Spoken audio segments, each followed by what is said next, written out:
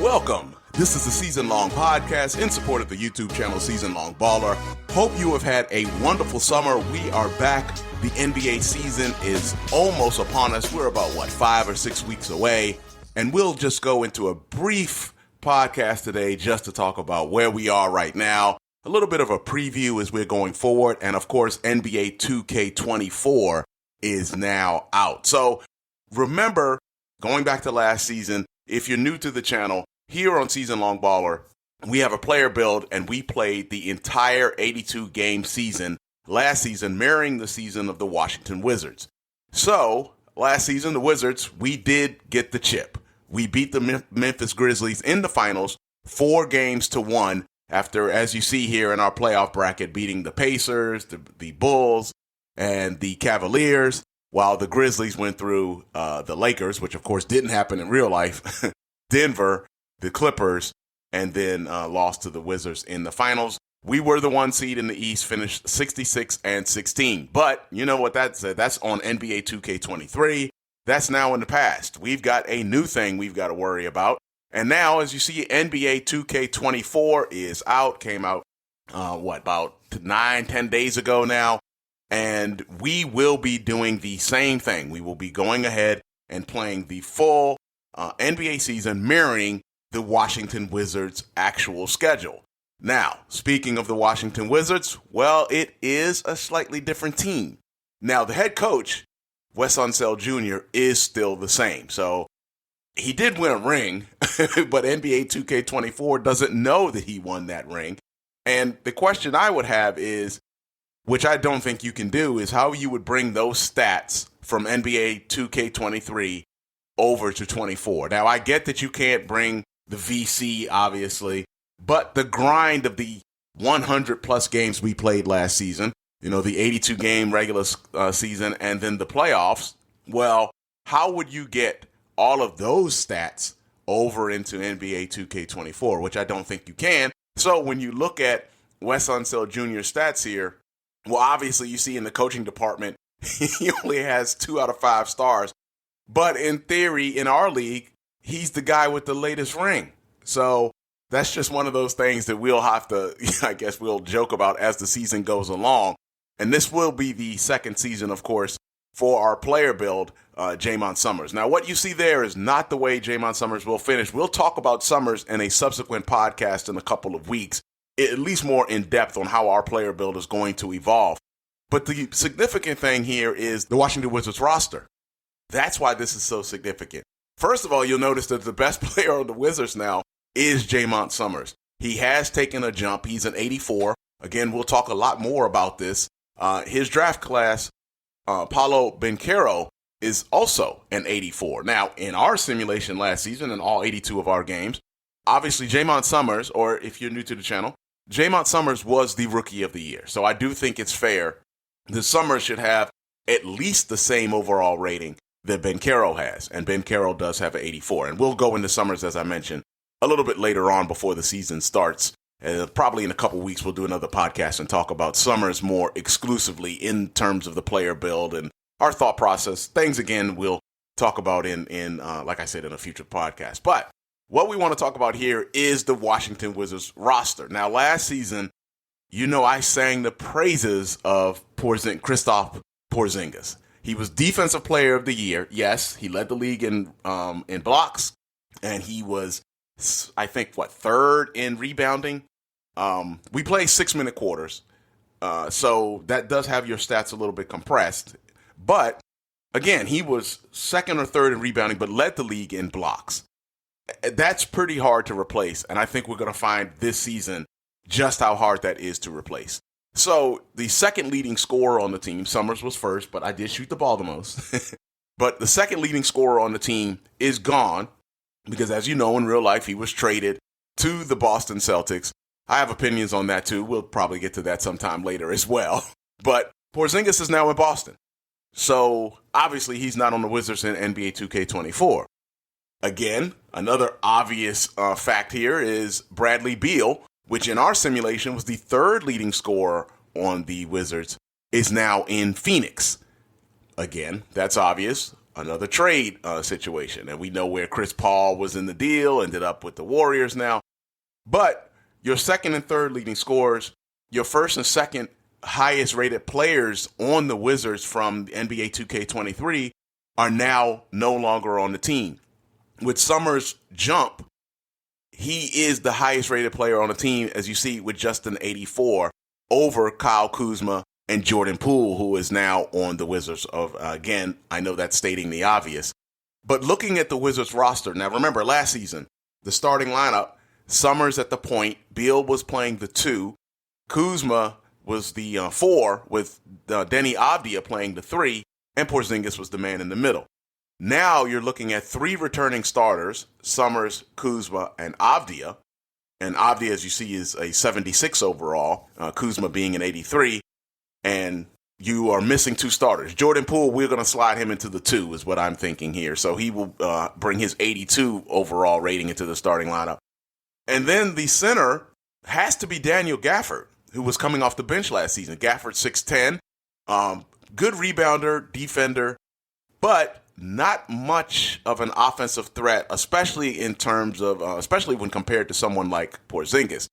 This is going to be very interesting in terms of inside scoring for our Wizards. I mean, honestly, I'm not sure how the real Wizards are going to do a lot of inside scoring this season. We'll see. But for our immediate problems, the Wizards are losing a lot of offense. Like I said, they're losing their second and third leading scorers in terms of Bradley Beal and Porzingis. And we'll see Porzingis pretty early in the season. We'll talk about that in just a moment.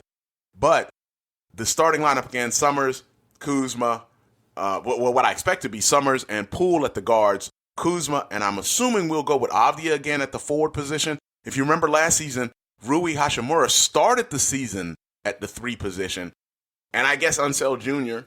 changed the lineup and inserted Avdia, and we had Hachimura coming off the bench. Now, it's a good time to make a mention that things that happen in real life during the season will not affect us during the season here in our simulation during our 82 games. And the biggest example of that, which I know you've heard me mention a lot of times, was Rui Hachimura being traded to the Lakers in February. But in our simulation, he was still on the Wizards and still a contributing member of our bench. Now, with NBA 2K24, he is obviously an LA Laker. But I'm assuming that Avdia will start at the 3. Although, as you see here, he's listed as a 4, as a power forward here. And then the center will be Gafford. Now, if Avdia ends up being a 4 in this year's simulation, then who's playing the 3? And I would think that Corey Kispert would be a very highly likely candidate. And then Bilal Coulibaly, who is the Wizards' first-round draft pick from this previous draft, I guess he would be in the mix for playing small forward as well.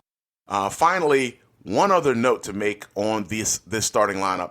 Obviously, you know that the Wizards did acquire Jones, as you see here, 27 years old, the 4th highest rated player here on NBA 2K24 on the Wizards, a 79 overall.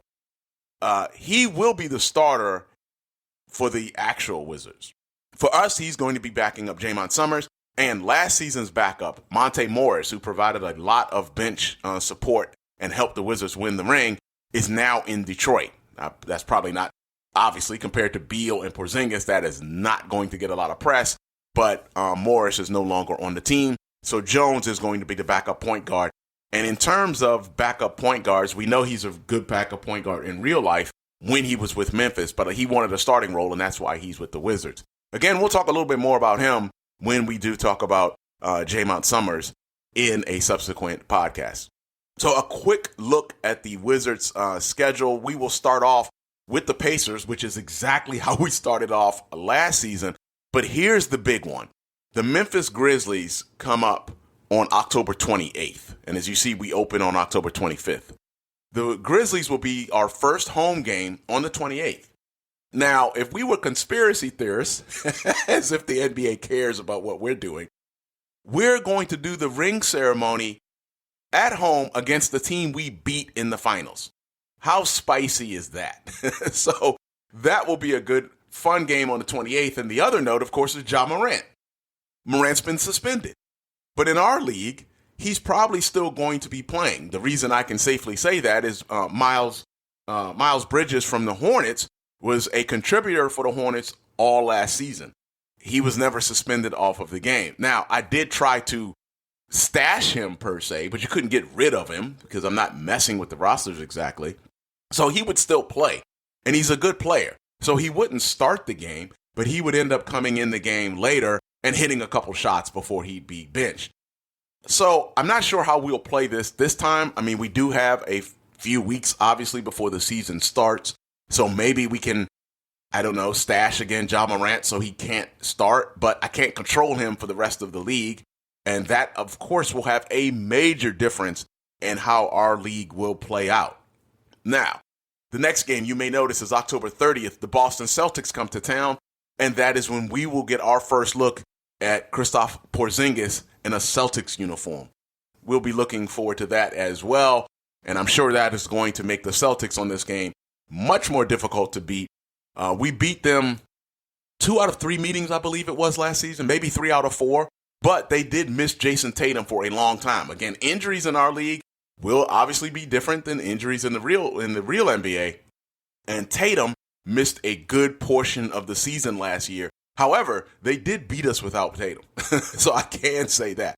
Now they've got reinforcements. Marcus Smart, of course, we're going to see him in the previous game against the Grizzlies. It's worth noting that he probably will, well, at least in theory, should be starting at the point guard position for the Grizzlies. And we'll not see him, obviously, with the Celtics on the 30th. And then the final note, you know the battles we had with the Atlanta Hawks, split with them last season, 2 games apiece. A division opponent. Didn't play them until later in the season, but we're going to get them on November 1st this season, day after Halloween. So this should prove to be a very interesting start of the season. And on the road on November 3rd, Jaymont Summerz' career high is 33. Remember, we play 6-minute quarters against the Miami Heat after Bradley Beal had been injured a couple games previous. So we've got an interesting start to the season. We will talk more about that as we go along, but it should be fun as we go, as we start off in NBA 2K24. As you see, the first game of the season will be on October 25th.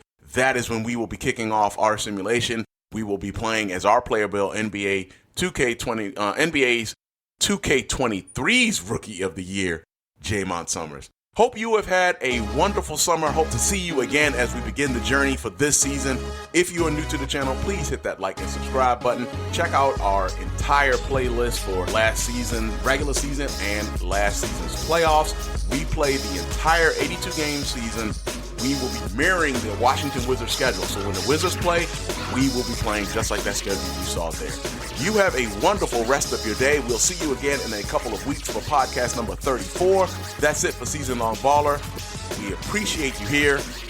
Peace.